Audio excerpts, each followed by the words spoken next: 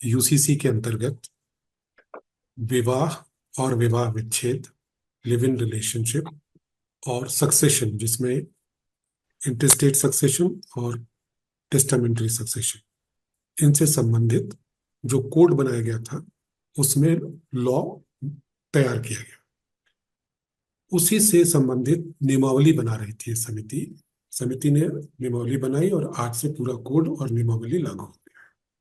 तो अब आज की तारीख से प्रदेश में जो उत्तराखंड के जो रेसिडेंट हैं, उनके जो शादी विवाह होंगे या विवाह विच्छेद होगा, उसका अनिवार्य रजिस्ट्रीकरण कराना होगा। जो लोग लिव इन रिलेशनशिप में रहते हैं उनका अनिवार्य रजिस्ट्रीकरण कराना होगा। और शादी विवाह की जो शर्तें हैं वो अब एक्ट के अंतर्गत लागू होगी। यानी शादी विवाह किन के बीच में हो सकता है, नहीं हो सकता है, ये सभी हमारे एक्ट के माध्यम से गवर्न।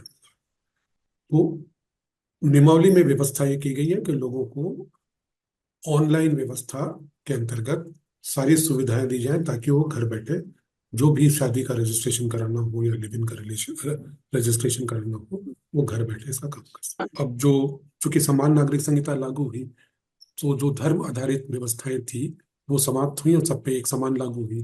तो विशेष रूप से जहाँ बहुविवाह की प्रथा थी, ठीक है, मुस्लिम कम्युनिटी ने इस बात को बार बार उठाया है, लेकिन मुस्लिम कम्युनिटी में पॉलीगेमी अलाउड रहा है। आज जब ये एक्ट लागू हो रहा है तो आज से पॉलीगेमी वर्जित हो गया। इसी प्रकार से अगर वहां हलाला की जो प्रथा थी, अगर वो कोई फोर्स करता है तो उसके खिलाफ कार्रवाई हो जाएगी। तो इन कुरीतियों को भी इससे दूर करने का प्रयास किया गया है। महिलाओं के अधिकारों को संरक्षित करने का प्रयास किया गया, एक जनरल थीम है यूसीसी का। तो इसका एक मोटो है, समता से समरसता की, इक्वालिटी के थ्रू समाज में समरसता कैसी लाई जाए, ये इसका इसका मोटो है। तो इस पे अगर बहस की जाए तो बहस के दो दो पहलू हो सकते हैं। एक आदमी ये कह सकता है कि भाई कल्चरल डाइवर्सिटी को मेंटेन करना चाहिए, यूनिफॉर्मिटी करना ठीक नहीं है। दूसरा पक्ष ये कह सकता है कि राष्ट्र की एकता अखंडता को अक्षुण्ण बनाए रखने के लिए, नेशनल इंटीग्रेशन के लिहाज से भी, और वैसे भी सबको बराबर अधिकार मिलना चाहिए, इस पे दो मत नहीं होना चाहिए, तो यूनिफॉर्मिटी होनी चाहिए पर्सनल।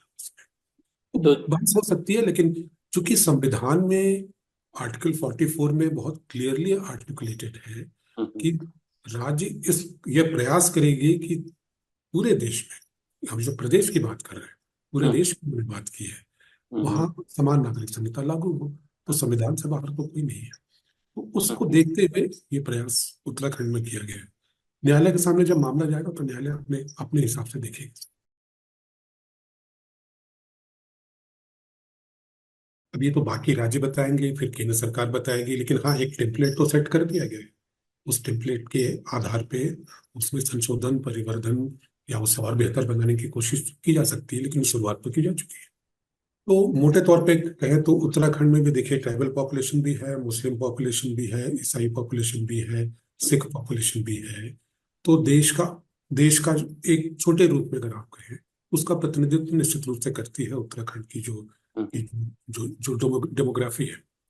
लेकिन हर क्षेत्र की अपनी अलग अलग परंपरा, जैसे हिंदू धर्म में ही अगर परंपरा देखेंगे कि शादी विवाह या तलाक की क्या परंपरा है भी या नहीं है, तो अलग अलग क्षेत्रों में अलग अलग किस्म की आती है। उसी प्रकार से मुस्लिम समुदाय में भी परंपराएं कुछ कुछ न कुछ क्षेत्रीय परिस्थितियों पर निर्भर करती है। लेकिन जो मूल भावना है, थोड़ा बहुत परिवर्तन तो उसमें हो सकता है, लेकिन जो मूल भावना है वो तो पूरे देश में इसी प्रकार की है। तो ये कहना कि उत्तराखंड राज्य सबसे आसान राज्य है, मैं इस बात से इत्तेफाक इसलिए नहीं करता हूँ कि बेसिकली उत्तराखंड की जो डेमोग्राफी है वो कंट्री के डेमोग्राफी को रिप्रेजेंट करती है काफी हद तक। एग्जैक्टली तो नहीं हो सकती, कुछ वेरिएशन तो होगा, अलग अलग राज्यों में भी कुछ वेरिएशन होगा, लेकिन जो कोर है वो तो वही रहना चाहिए।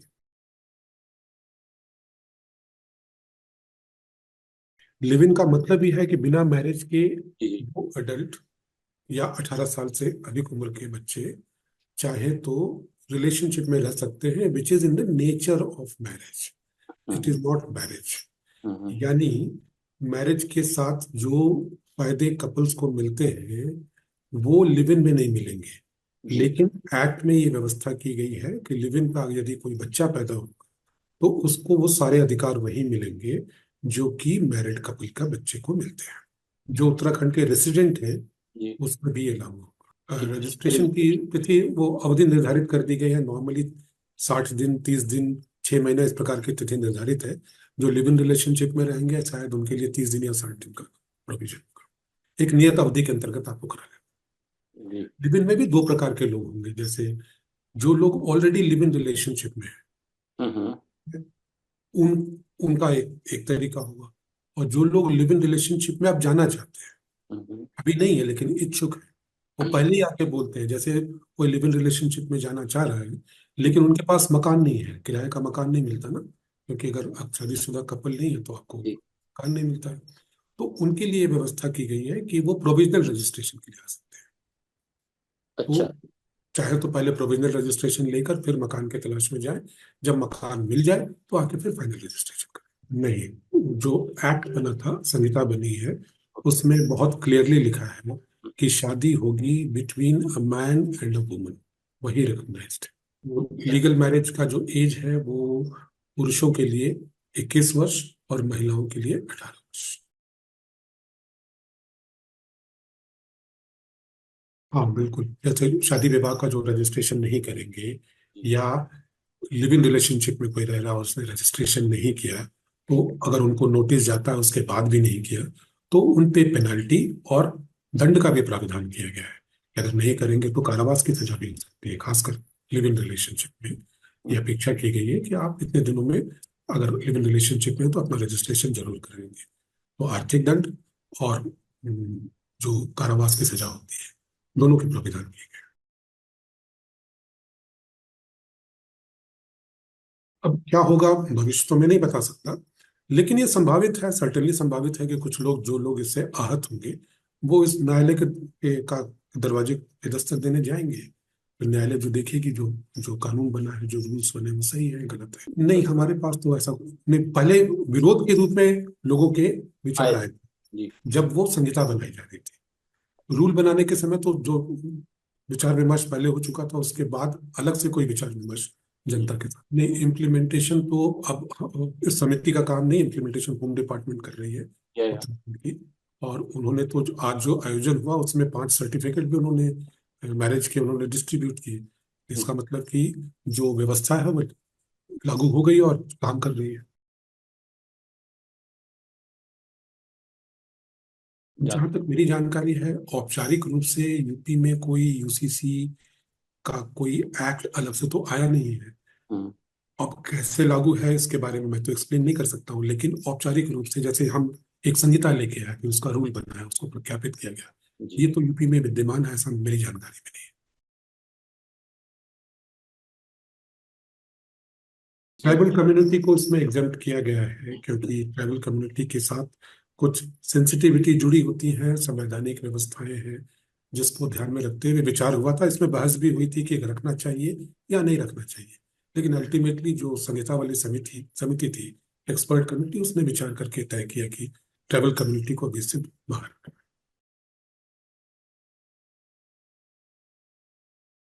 लेकिन उनसे जरूर समिति ने पूछा था कि ये बताइए कि महिलाओं को पुरुषों से कम अधिकार देना क्या उचित है।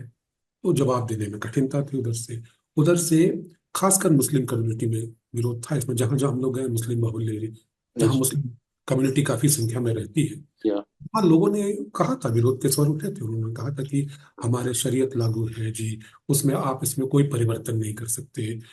इस प्रकार की बातें हुई थी। लेकिन जब मूलभूत मुद्दों पे हम आए कि मान लीजिए धर्म के से ऊपर उठकर अगर कोई कॉमन कोड बनाना है तो क्या महिलाओं को पुरुषों के बराबर अधिकार मिलने चाहिए, तो उस पर जनरली कोई सेटिस्फैक्टरी उत्तर देने में कोई सक्षम नहीं था। ये भी कहा गया कि समाज की जो कुरीतियां हैं, जैसे हमारे समाज, हिंदू समाज में भी, बाकी समाजों में भी कुरीतियां रही है, हिंदू समाज में भी रही है। और अब सती की प्रथा हम जानते हैं, हमारे सामने सती की प्रथा समाप्त हुई है। तो कुरीतियों को अगर दूर करना है तो क्या सबके लिए बराबर कानून बनना चाहिए कि नहीं बनना चाहिए। तो उसमें उत्तर देने में कठिनाई आई थी, लेकिन ये कहना संभव नहीं कि वो हमारी बात से सहमत हो गए थे, उनके अपने विचार हैं। इसका इसका उत्तर तो मुस्लिम समाज के जो रिप्रेजेंटेटिव है वही दे सकते हैं कि क्यों इसका विरोध हो रहा है। लेकिन एक जो मैं समझता हूँ, चाहे हिंदू समाज हो या मुस्लिम समाज हो, जब हम परंपरागत तरीके से कोई काम करते आते हैं तो उसमें जब चेंज लाया जाता है तो विरोध उसका होता है। किसी भी समाज में विरोध होता है। हम्म, कदाचित उसी जो एक मोमेंटम होता है ना, उसको उसको जब ब्रेक करते हैं तो कहीं ना कहीं विरोध होता है। पॉसिबल है उसके तहत हो रहा हो, लेकिन इसका उत्तर कारगर तरीके से मैं तो नहीं दे सकता। तो देखिए, मुस्लिम कम्युनिटी कोई मोनोलिथ तो है नहीं। मुस्लिम कम्युनिटी में भी पुरुष भी हैं और स्त्रियां भी हैं। हम्म, जो स्त्रियां हैं उनके अधिकारों को अच्छी तरह से प्रोटेक्ट, चाहे हिंदू हो चाहे मुस्लिम, सबको प्रोटेक्ट किया गया है। ये आप कह सकते हैं कि हिंदू लॉज में 1950s में कुछ सुधार करने की कोशिश की गई थी। मुस्लिम लॉज में वो मौका नहीं आया कंट्री के पास। तो जो गैप था आज के समाज में जो होना चाहिए और कानूनी प्रोविजन था, उसमें मुस्लिम समाज में कुछ ज्यादा था, हिंदू समाज में कुछ कम रहा होगा। अलग अलग समाजों की व्यवस्था अलग अलग थी। तो ये कहा जा सकता है कि मुस्लिम समुदाय के लोगों को ये महसूस होगा कि जब यूनिफॉर्म सिविल कोड लागू हो रहा है तो उनकी ये चीजें जो पारंपरिक रूप से अनुमन्य थी हट रही हैं। स्त्रियों को तो मेरे ख्याल से खुश होना चाहिए, उनके तो अधिकार बराबर किए गए हैं। पुरुषों को हो सकता है कि इसमें कुछ पारंपरिक रूप से जो उनको अधिकार प्राप्त थे, जो कि वस्तुतः महिलाओं के अधिकारों का दमन करते हुए थे, ये नजरिया लिया जा सकता है। तो उसमें किसी को आपत्ति हो सकती है, लेकिन ओवरऑल ये प्रोग्रेसिव लेजिस्लेशन है, भविष्योन्मुखी लेजिस्लेशन है। मुझे पूरा विश्वास है कि आने वाले समय में इस लेजिस्लेशन के रास्ते पे बहुत सारे राज्य चलने चाहिए, देश में भी लागू होना चाहिए, और बहुत दिनों तक इसे रोका भी नहीं जा सकता। पूरी दुनिया में इस प्रकार की चीजें होती हैं कि पर्सनल लॉज क्या, सभी लॉज में यूनिफॉर्मिटी लाई जाती है। हमारे यहाँ संवैधानिक व्यवस्था है जिसके तहत ये ये आह्वान किया गया है कि आप लाएंगे, और उसको लेके आया जा रहा है। तो अल्टीमेटली तो दिशा तो यही होनी चाहिए, ऐसा मेरा।